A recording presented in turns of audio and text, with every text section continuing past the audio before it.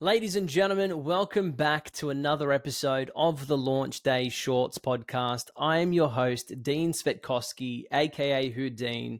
And today in studio, we have a pretty cool guy. We've had plenty of conversations, and I really like what he's doing. He goes by the name of Josh Waite. Josh, how are you doing today? Good, thanks, Dean. It's so great to be here chatting with you today. I always love our phone calls. You've always got some really good insights for me to share in terms of how you're doing your marketing efforts over at LaunchDay, and I'm always interested in hearing what you've got to say. Yeah, awesome, man. I really appreciate the sentiment, right? It helps when you get good positive feedback from people. It really helps you to know that you're on the right track. You know what I mean? So I think that for me is really exciting. I do enjoy that. So thank you so much, man. That's awesome. No, you're welcome. Good stuff. Josh, well, look, most of our conversations that we've had previously, they're more around business and how to do this and how to scale and how do you do, et cetera, and so on. What about the Josh that's not in business? Let's start there, right? So, mate, do you want to run me through, how old are you? Where are you at? Things like that. Do you know what I mean? What's your journey been like so far, I suppose, growing up until now?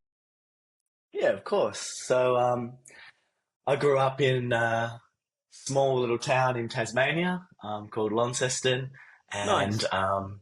we initially moved from Noosa to Tasmania when I was 3 years old to be closer with family. So it really helped being able to grow up with my cousins and my grandparents around and having a nice tight knit community. And with Um, Tasmania, right? It's the whole state's your family, right? Like 'cause yeah, you're all absolutely. You related. notice such a yeah, sometimes. So I've got a lot of family down there. So what can I say? But yeah, you just notice that friendly vibe as soon as you're in Tasmania compared to the Gold Coast, where a lot of people tend to keep to themselves a little bit more.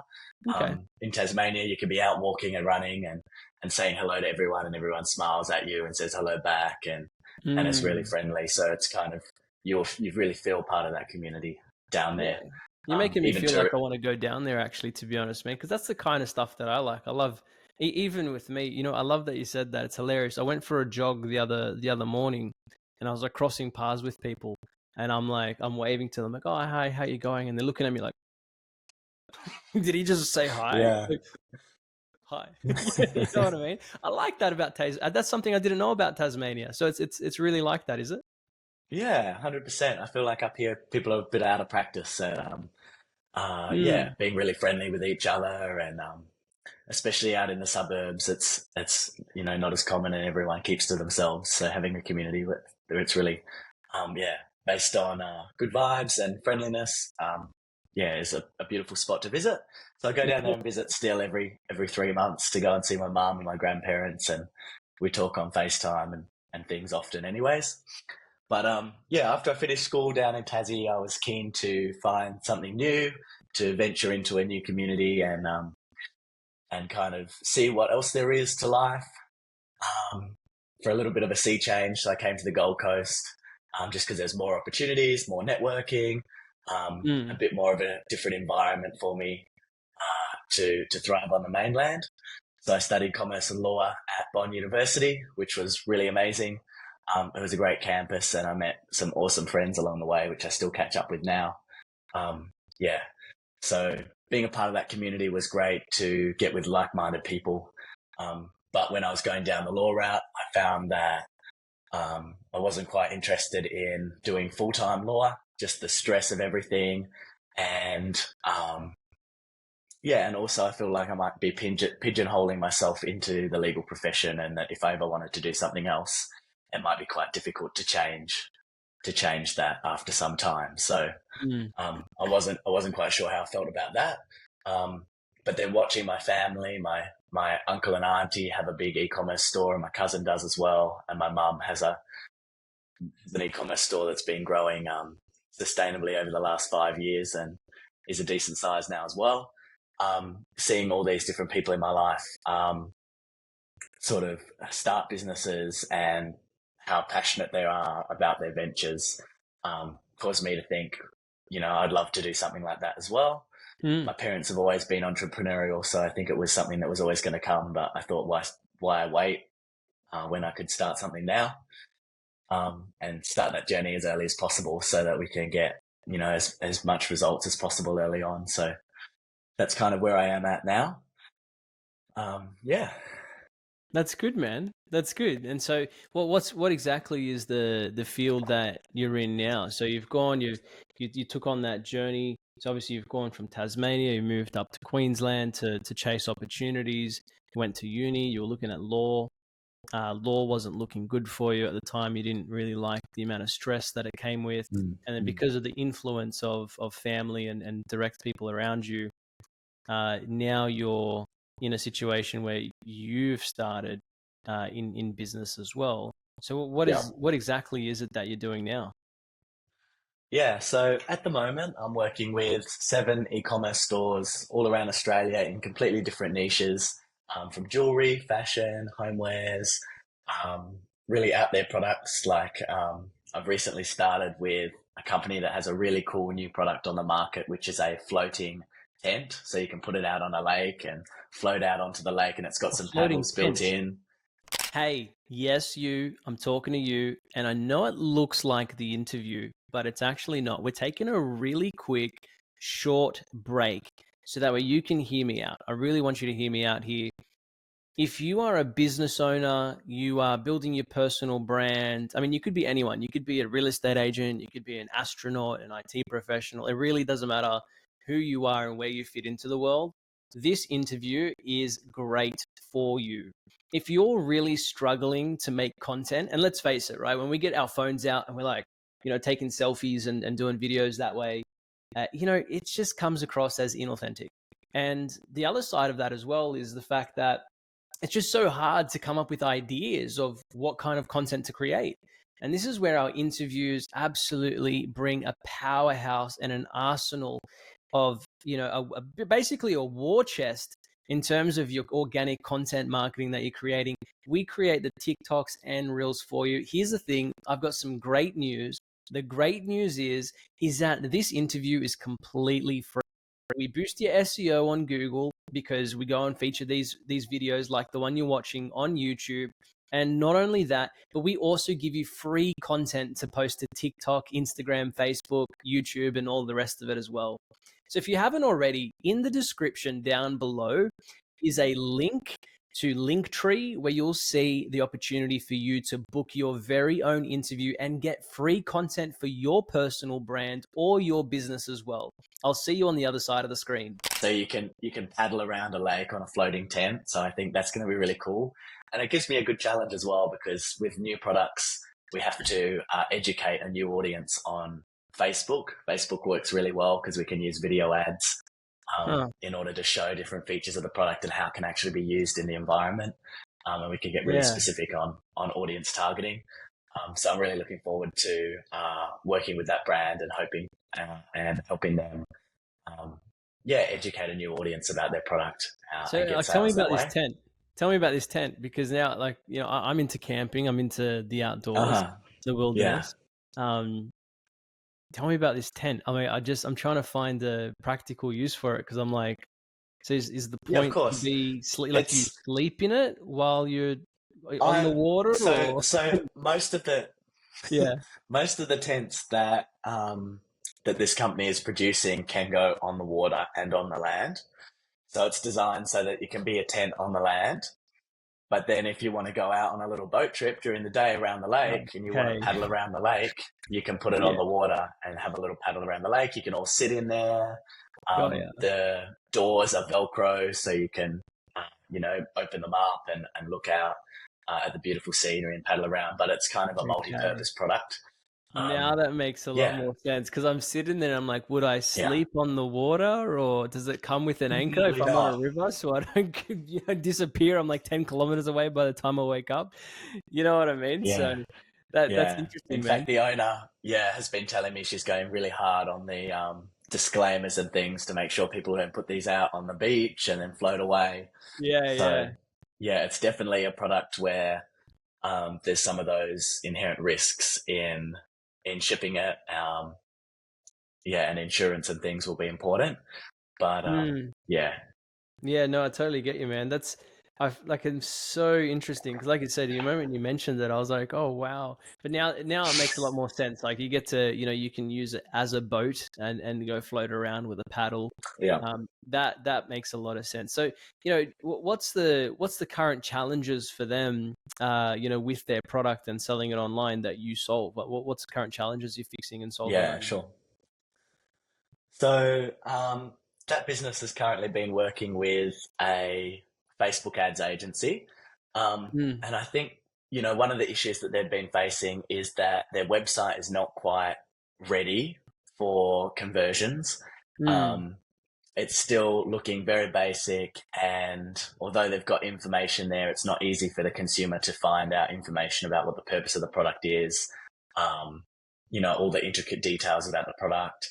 They've just had a photo shoot recently, so the photos they've been using for the last few months have been kind of stock photos from, taken from the factory where they've manufactured this product. They've manufactured it from scratch, designed it, and Oh wow. created it, but they've recently gone and got content photos, out on a lake with their friends and family, which look really amazing. They're awesome photos.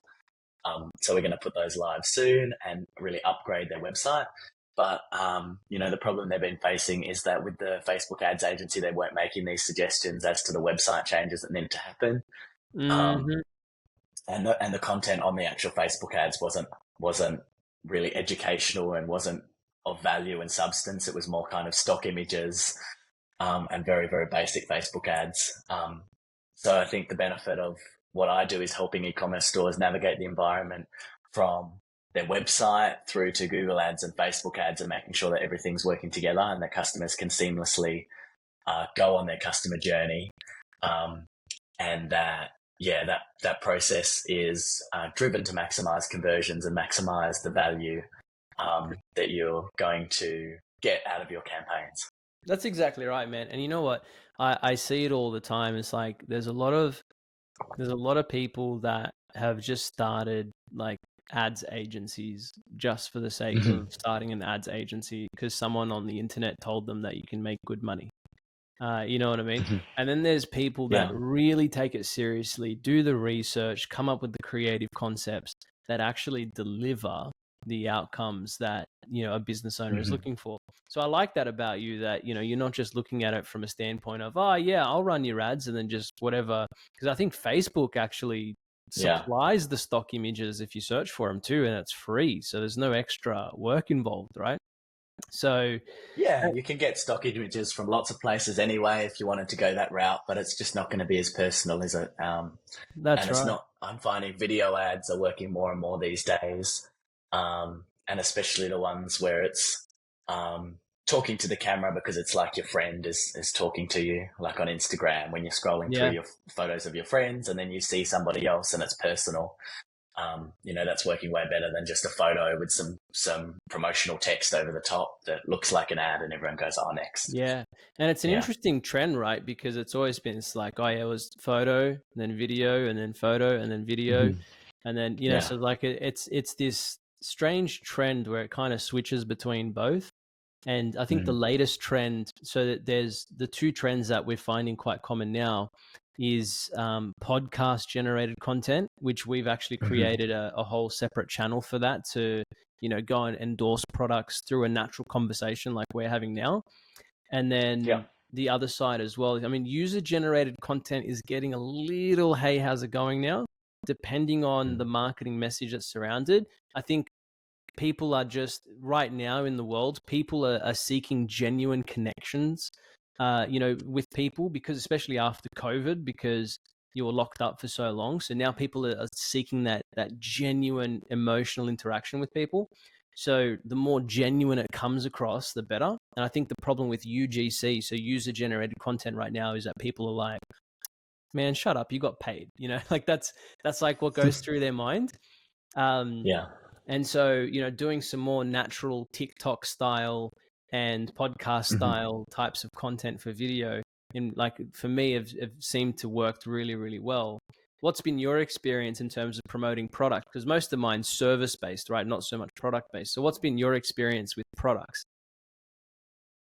Yeah. Well, I think with products, the brands that have a lot more of a personal brand behind them tend to succeed a lot more. So, for example, one of my clients, Philosophy Australia, I think one of their really big strong points is that Alison, the owner and designer, gets behind the product. She's in most of the newsletters.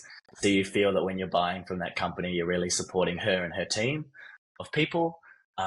They sent out a Christmas card over at Christmas time with all of their faces on it like this, which I thought was super, super cute. That's cool. So I think feeling like you're part of the family that the brand represents and that their products are associated with helps consumers, feel good about purchasing with you and makes them think of the brand because they think about those people Yeah. probably more often than they would think about the brand itself. So Absolutely. And yeah, you see the exactly the statement that I just made, right? Which was the fact that people are seeking those interpersonal and emotional connections with people. They want to feel a sense of belonging, they want to relate. And it's they're craving that connection with others, especially since COVID. So we went through a phase of we want it on demand and we want it now. And now we're starting to move back. See, again, we're going back to the personalized, hold your hand, get a big warm cuddle. You know what I mean? Feel like you're part of the yeah, family type of a service. It's an interesting cycle. It's like fashion, right? Like ripped jeans was popular in the 80s, phased out completely. Now it's back.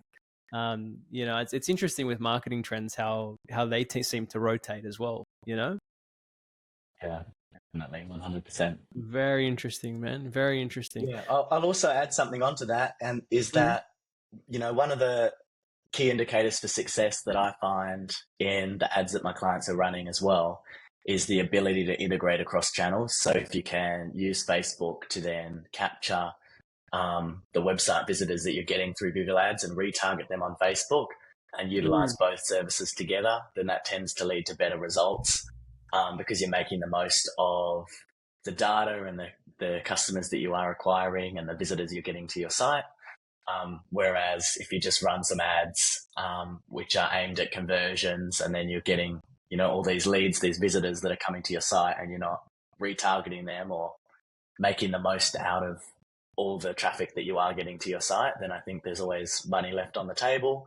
And integrating your systems like abandoned checkout emails to further re-engage the customers that you're getting to your site and offer them discounts.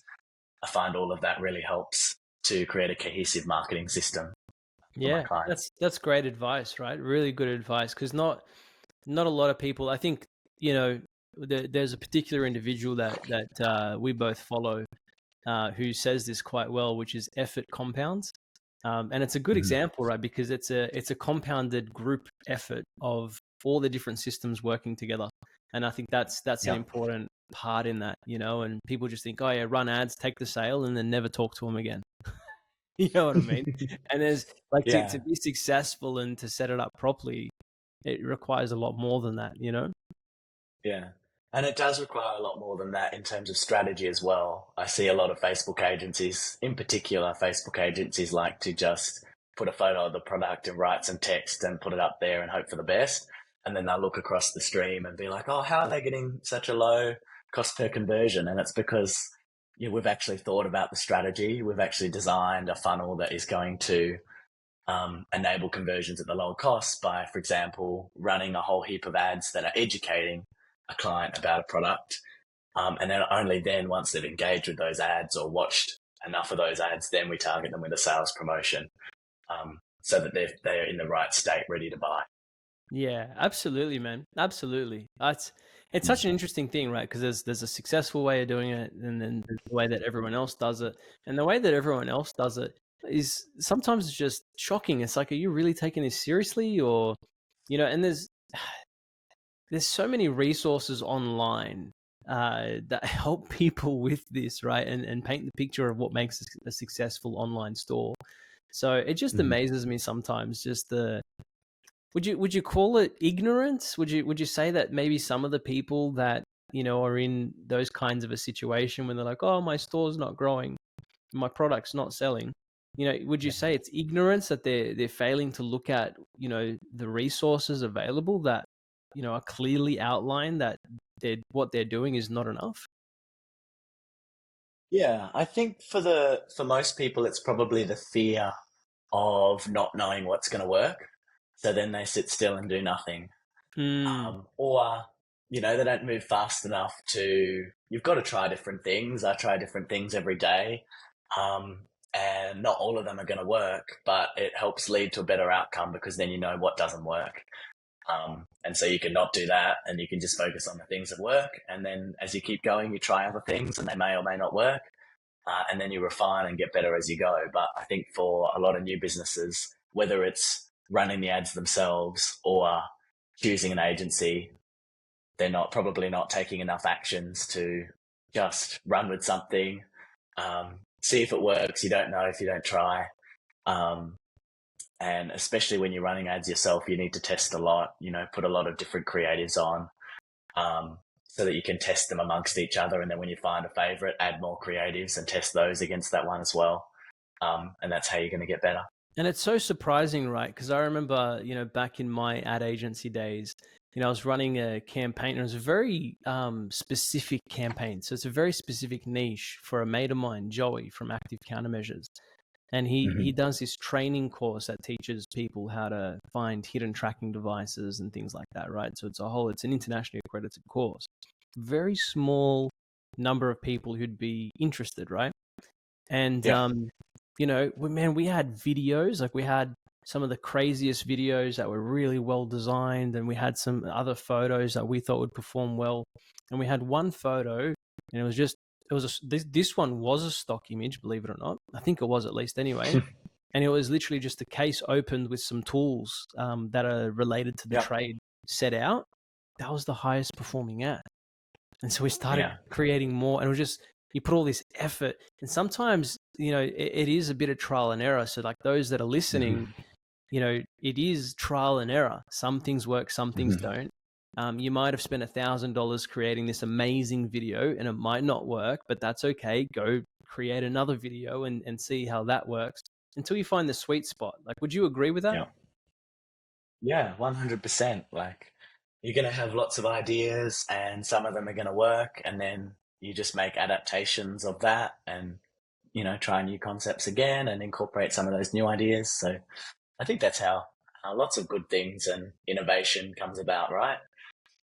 Absolutely, man. Absolutely. Well, Josh, thank you so much for coming along and your time as well. Thank you so much for your time today. Really, really appreciate it, brother. And it was very insightful.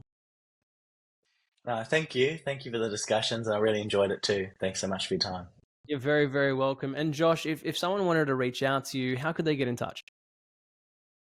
100%. Well, there's lots of ways you can get in touch. You could simply send me a DM on Instagram. I'm quite active over there. Or you could reach out in my Instagram bio to the phone number or the email that's in there if you'd like to.